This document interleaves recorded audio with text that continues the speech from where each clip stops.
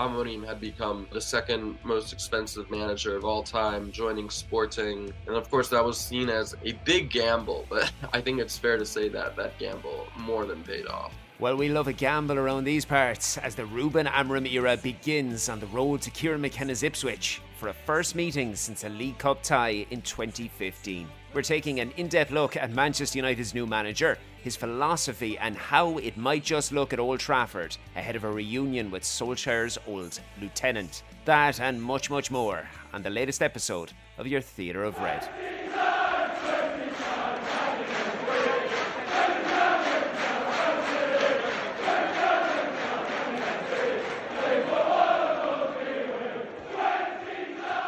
Hello, one and all.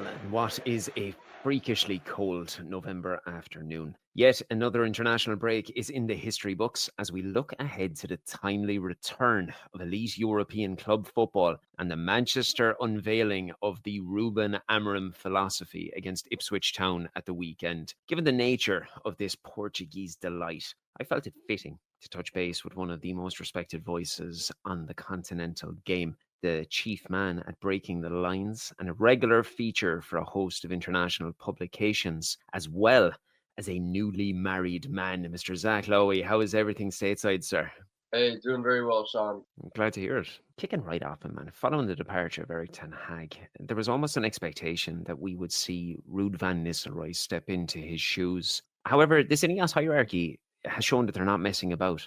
They've managed to lure one of the hottest prospects in world football from an imperious Lisbon side mid-season. Before we open that Portuguese book, just how surprised were you about the pace that Manchester United managed to get this deal done? Yeah, I was quite surprised. I like 2 or 3 weeks ago, I was on BBC Five Live Sport with Tim Vickerty and Dotun Boyo. They were just talking to me about the rumors. I mentioned, I would take this with a grain of salt because we'd have to take something unprecedented for this to happen. Sporting are obviously they're a team that have had to lose a lot of key figures in the midst of their seasons. For example, they sold Nuno Mendes and Mateus Nunes in the final days of August. In previous years, they sold Pedro Porro midway through the season in January. But losing Ruben Amorim, that's something completely different. And so, yeah, I just think that I can't remember the last time that I saw a manager leave his team to which is one of the best teams in world football right now. They've won every single they've won every single match against domestic opponents.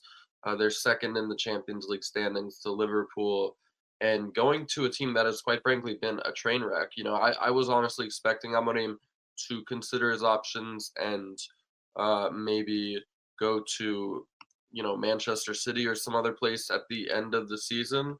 But with that being said, I also think that it's been Amorim's dream, as it is for just about any person who is employed in the Portuguese league, to take their talents to the Premier League. Right, that's been a very common step that we've seen from so many people, be that Bruno Fernandes, João Paulinho, so many different people. So that's always been a dream of his. I know that he wanted to, he was linked with the Liverpool and West Ham job earlier, and those didn't materialize. So I think from his perspective, it was a bit like now or never. This United job may not be around when the summer comes around. So I think that it makes sense, but that still doesn't mean that it's any less shocking or unprecedented. It's rightfully so when you're mentioning Manchester City, especially when you're looking at the likes of Hugo Viana going in and going to be taking up. It seemed like it was an inevitability. This is the man who's going to take over from Pep. He's got the age profile where he can land in Manchester City and hypothetically, he could stay there for the next 2 decades and continue on the work that's been completed. So that, in essence, in every way, is the definition of a statement appointment for Manchester United. You're looking at a guy at his age profile, his unique tactical philosophy, his desire to entrust youth in what has converted into one of the most deadly systems in European football. We know each other quite well. We've worked together for some time and we've covered teams from multiple leagues, always looking for a focus on highlighting significant individual accomplishments as well as team accomplishments. When you consider Ruben Amorim and what he has achieved and how he started out coaching at the age that he did and how quickly he has scaled, and when you give your love of Portuguese football, what would you say to the thousands of United supporters listening who are filled with a nervous excitement for Sunday? And how would you go about describing this 39-year-old's rise from Portuguese domestic football to the theatre of dreams? Yeah, I mean, it's been absolutely incredible, and I definitely pride myself on typically having my ear to the ground when it comes to Portuguese football. I've been vigorously covering it for the past decade, and I love getting the chance to come on United or Liverpool or Chelsea or just general podcasts to talk about my experience with these people. Amorim is, yeah, he's somebody who I've been following since he started off in Braga, I guess. But obviously his story goes back a long ways before that. He's someone who I think retired at a fairly early age. I think he was about 32 or something. Had a respected career, played for Portugal, played for Benfica, but was never quite the star of the team. I think was more of like a water carrier in midfield. He was a valuable squad player for some of those Benfica teams that won the league under George Jesus and Rui Vitoria. But yeah, Amorim, he started his coaching in Casapia when they were in the third tier, and yeah, now they're a reliable, consistent mid-table Primera Liga team. So Amorim, I think he actually lost his first two matches in charge of Casapia, and then right before the third match, he said, "If I lose the next one, or if I don't win the next one, then I will step down." He switched to a three-man back line, and not only did he win the next match, but he won, I think, the next eight, and put Casapia on track for promotion. But midway through that season, his first ever season in Portuguese football, he was found to have not have the sufficient coaching requirements to give instructions on the touchline. So he was, he was banned from football for a year, and I think Casapia were also docked a hefty point deduction. Both of those were rescinded, but the damage was already done. Amorim had, you know, he departed from his post, and actually, when he was in charge of Sporting, he also got into some minor trouble with that, with the coaching requirements. So this is a man who, despite not having as much experience as the Portuguese footballing authorities would like, has been able to kind of work on the job and learn his skills. Um, and yeah, so for after Casapia, he I think he was actually linked to a job with Benfica's academy, but ended up turning that down, going to Braga. Was starting off as the academy coach, did very well there, and then after two stints with Braga, with two stints in the Portuguese third tier with Casapia and Braga B, he got the Braga first team position. Started coaching, I think, just in the first game of 2020, and it literally took him just 2 months of coaching in the first team, and like he had really turned around Braga. I think he had given them their first uh win at Benfica in like 50 years or something. And just did incredibly well. They're managing a lot of young talents, like for example Francisco Trincao was not even a regular first team player when Amorim took charge, and literally within like 3 weeks he was on his way to Barcelona for 30 million. And within 2 months of taking charge of Braga, Amorim had become, the second most expensive manager of all time, joining Sporting, and of course that was seen as a big gamble. But I think it's fair to say that that gamble more than paid off. Yeah, I think it paid off just a little bit. And, I've enjoyed this as well. I've enjoyed the rise of this. This is something I've covered obviously previously also. Given my very, very juvenile days when I was in primary school all those years ago, and I got hooked on the likes of Championship Manager on the PC all those years ago. The idea of a really young tactician taking over a side that has got a very, very cult following, albeit small, and allowing him to rise up and to start generating something fantastic has always appealed to me. And as Manchester United supporters looking on, the fundamentally important factor was for their side, Yeah. I suppose, begin displaying a regular style of play that is both aesthetically pleasing and attacking. We're going to witness, as you said, his well-known 3-4-3 structure. This is a beautiful system that works through a variation of different build-up settings, coupling with a fast approach to positioning players in his opposition half, committing anywhere from 6 to 9 players into the attacking zones at any time. By and large, this has dominated the Portuguese league.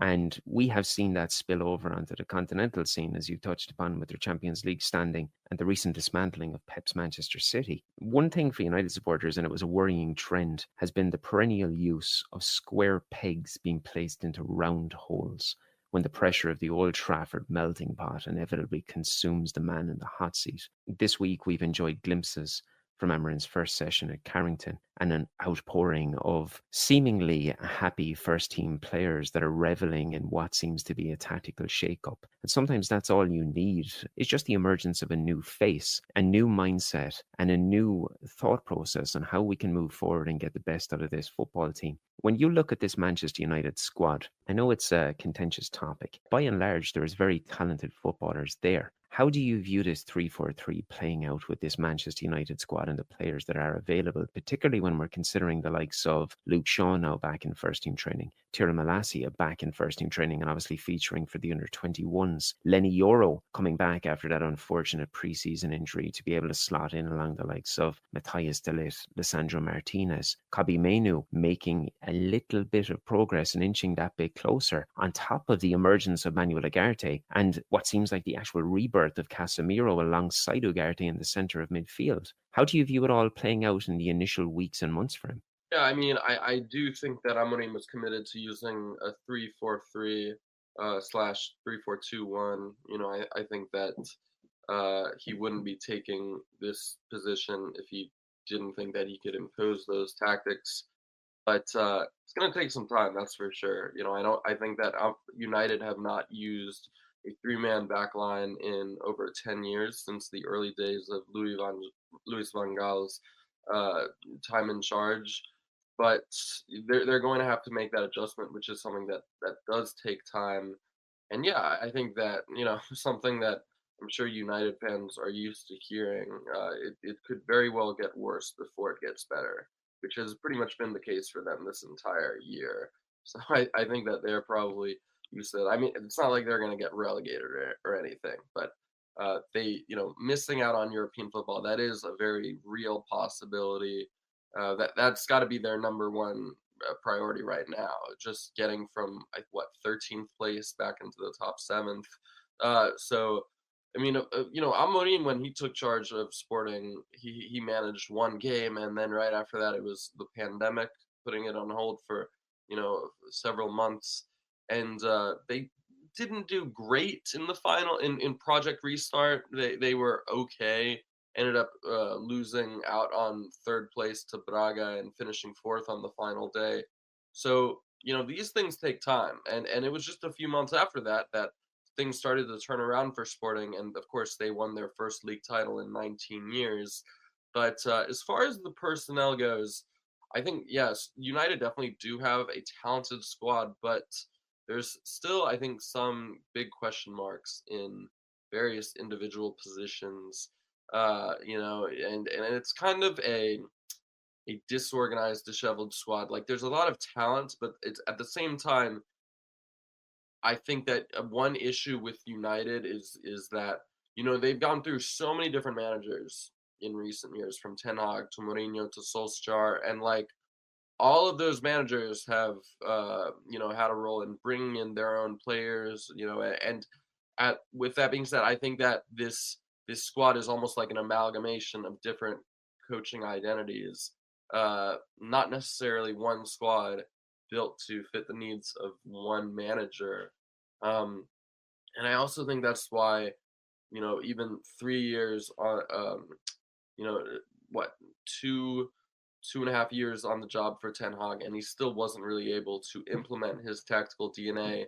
So I think that's going to be a really big test for Amorim, as well as the recruiting department, led by Omar Barada and everyone else. Like making sure that these players adapt to Amorim's tactics, but also making sure that he has the right players for certain positions. So, for example, I think that central defense is fairly well covered. I think that Lenny Yoro returning from injury, that's going to be a big boost for them. Obviously, he hasn't played a minute of Premier League football, but I think he's one of the most talented defenders, talented young defenders in world football. For me, he would be a fantastic option in that back three. But I would say where I'm a bit more concerned is definitely the wing back positions.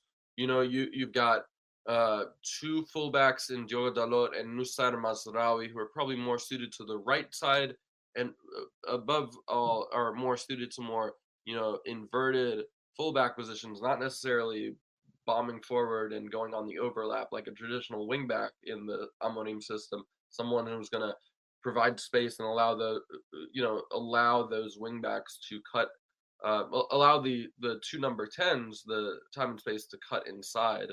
I think that that's probably the biggest concern because United have, uh, shall we say, more traditional wingbacks in Shaw and Malacia. The only issue is they can't play a single match right now because they've been injured.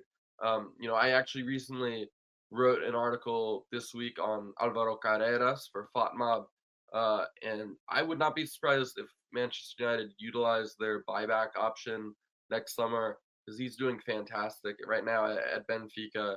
And I think that he would definitely be an upgrade at that left wing back position.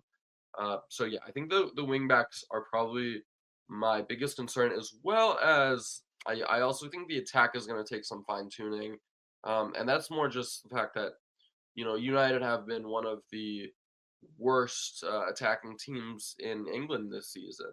I think that they have so many issues right now that it's very um, unrealistic to expect Amorim to just totally revitalize this team and get them to challenging for top four Europa League by the time the season's over.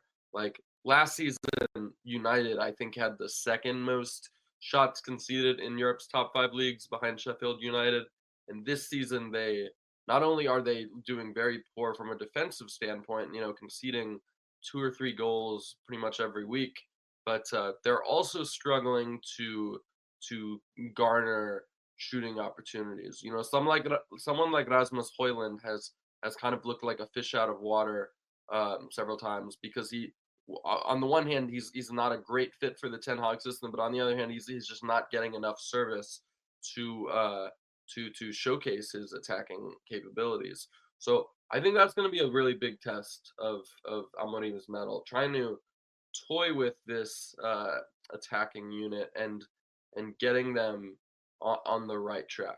I do like to delve into the real nerdy statistical side of football. I love unpacking formations, structures, philosophies. Like that, I wrote a huge piece about his tactical presence in Portugal and how it was going to implement over into the English game. With the wing-backs, they play such a fundamental role in his system and his tactics and his structure, because so much of what Amorim likes to create in Portugal and with Sporting starts with the build-up. In many cases, he likes to start with a back five. Obviously, you have your three central defenders and you have your two wing backs. In starting with that, it's all then about how you're going to build up and get the ball into the attacking outlets as quick as you can. The wing backs remain completely fundamental in this because obviously they're a continuous outlet on the left and on the right. You mentioned Louis van Gaal. It almost incorporates what Van Gaal did at Manchester United when he had the triangle sectors, and it supplies width. But one of the most important factors with the wing-backs in any of his sides is when they get into the final third. Those individuals are often just used as decoys. They're often used as individuals just to make marauding runs down the side to create inches or millimeters of space that allow for central passes, because so much of what he looks to achieve happens in this really congested central area, almost in where the 10 would normally sit. And when we're looking at these wing-backs, you touch on it very, very rightfully. Diogo Dalot and Nusar Mazraoui, two very talented footballers with great engines. And first and foremost, I think that's one of the most important factors for a wing-back in his role. You need an engine. You need stamina. You need the capacity to be able to cover that up, down, back, forward channel consistently throughout the game with the decoy runs and with a continuous option for passes to alleviate pressure and spread the game. You're right, obviously, in what you're saying with Tyrell Malacia and with Luke Shaw. Availability is everything. And it's what makes Bruno Fernandes such an ideal footballer, because the greatest attribute for any footballer is availability. It leads me into something that I discussed several weeks ago on the podcast. It ties into what I said about managers falling foul with using square pegs and round holes. Given this is a new system and it is a structure that requires specific players to fulfill specific duties, it also ties in with what you said about a squad that has various factors of different managers embroiled in it. It's like a mishmash of sorts. But when you're incorporating three at the back and then two wing backs, it leads me to think, I wonder how possible it could be for some of our attacking players to be utilised in that wing back role. And one guy I want to talk about specifically, and this is a massive contentious topic in the supporter base, is Anthony. I know Anthony has had about the definition of the most underwhelming life in Manchester since his move from Ajax. We're looking at a guy that tore the Eredivisie apart. And I don't think there wasn't a Manchester United supporter on the planet that wasn't excited about it when we actually nailed him. Now he's come and he's really, really struggled to achieve life there. But there is talks and murmurings that he is open to the prospect of sitting out on that right wing back spot. We know he's got the engine and he has that bit of flair on the wing to be able to provide the width. Is something along the lines of an Anthony in a wing back role something that you could see this manager looking to utilize in moving forward? Yeah, I mean, I think that Amorim is going to have to get creative, and I think that testing wingers and fullbacks in these positions is definitely part of that. Amorim has definitely been forced to utilize players such as, for example, Nuno Santos was more of a touchline winger when he started off, when he joined from Rio Ave, and then been able to be converted in a more traditional wingback role. Done very well there, actually. Been the first choice in that position since Nuno Mendes' departure. Um, and yeah, I think that he recognizes the importance of going with someone who's very attack minded, someone who can have that balance pretty much. Like with Nuno Santos, more of a traditional wing back capable of bombing up and down the pitch, and having someone who is a bit more unpredictable on the right side. That's been a really good balance. I think that Sporting definitely struggled a lot after Pedro Porro's departure because they didn't really sign a replacement. I mean, they got Hector Bellerin, who was a pretty catastrophic failure. And we're playing him and Ricardo Escaya, who again is more of like a veteran, very kind of stale regular fullback in that role, and they really weren't able to threaten in attack. Um, so last season we saw Jenny Katamo used more. Katamo, someone who just was kind of written off, had been on various loan spells to lesser Portuguese teams, but did very well in terms of pushing forward, but also able to invert and combine in attack.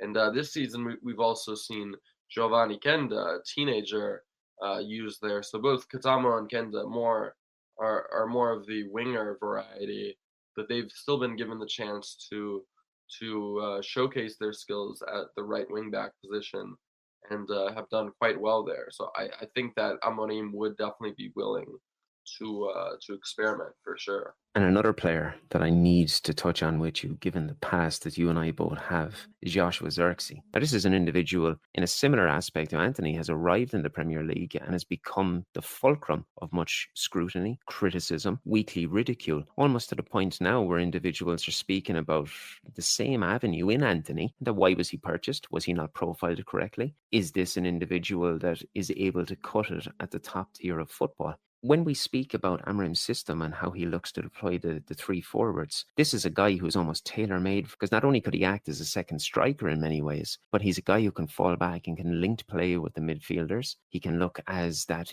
essentially a target man per se. I want to ask you two things on this, Zach. How have you found his integration into life in England? And what way do you see him moving forward under Amorim and Manchester United? Yeah, not great. It hasn't been great. I mean, I don't think it's been great for, Rasmus Højlund or Anthony either. I think that a lot of attackers have struggled. Xerxes seems like from his style, he's a bit nonchalant, perhaps, in and out of possession. Kind of like Uh, Berbatov. sort of. Kind of an insult to Berbatov, but yeah, no, I mean, Xerxes is a very talented forward, and I don't think that a few bad months at United are going to change that. I honestly think that, for me, alongside Manuel Ugarte, Xerxes is one of the players who I actually expect to benefit the most from Amorim's appointment. A lot of people mention Hoyland and the fact that he does have a lot of similarities with Gyökeres, but I think that Xerxes could be a really good fit because United.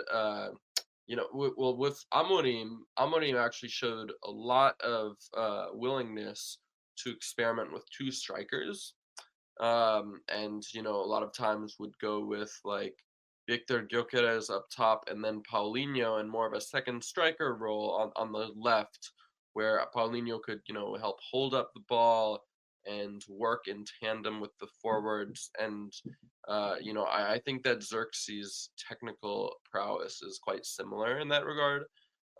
We've even seen that this season with Conrad Harder, who came off the bench and scored a brace against Braga to lead them to the comeback victory in the final match of the Amorim era.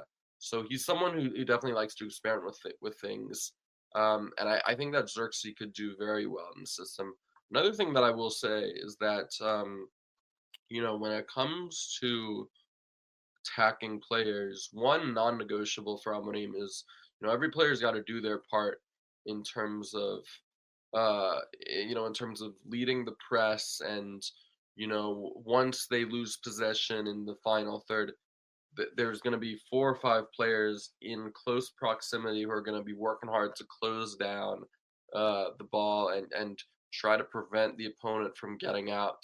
And it's absolutely vital that every player is putting in a shift in terms of pressing, in terms of rest defense, and that's something that likes of Bruno Fernandes and Marcus Rashford haven't always shown that much in the way of uh, exuberance to go out and do that. So if they're not going to be putting in their shift, I think that Amorim would be forced to look at someone else, be that Mason Mount or Alejandro Garnacho or Joshua Xerxes, as far as who to pick in the front three. So that's going to be a big thing. I also think as well trying to hold on to possession more and not give it away. That is going to be really massive for sure. And I know that obviously a lot of United fans feel that Fernandes is a bit too wasteful, trying to do like hero ball too often, and um, so yeah, I think that there's just generally going to have to be a huge transformation. Pretty much every single player, everybody's got to improve from Onana to Delict to Mainu. Really, there isn't a single player in United's entire squad that you can point your finger at and say, "Oh, he's been performing up to scratch." Right? I think that Ten Hag being sacked. I think that he probably lost the dressing room right before he was dismissed. But I think that with Ten Hag gone, there are no more excuses for these players. They've got to step up. They've got to they've got to step up and prove why they deserve to play for one of the biggest teams in world football. They do indeed, and they'll have an opportunity to step up on Sunday against Ipswich Town. It's going to be a first Premier League meeting in 22 years, Zach. They're going to meet a side that are going to be led by a former lieutenant of Ole Gunnar Solskjaer in Kieran McKenna, will inevitably come out with a brand of entertaining, attacking football that not only embodies the principles of McKenna, but the foundations that brought them back to the Premier League in the first place.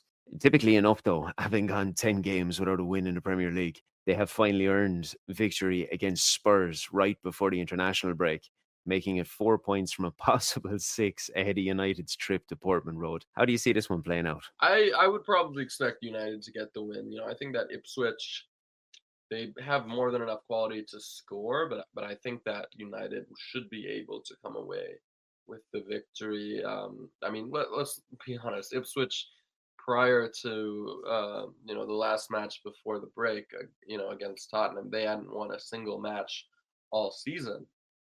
This is the same team that got knocked out by Wimbledon in the EFL Cup.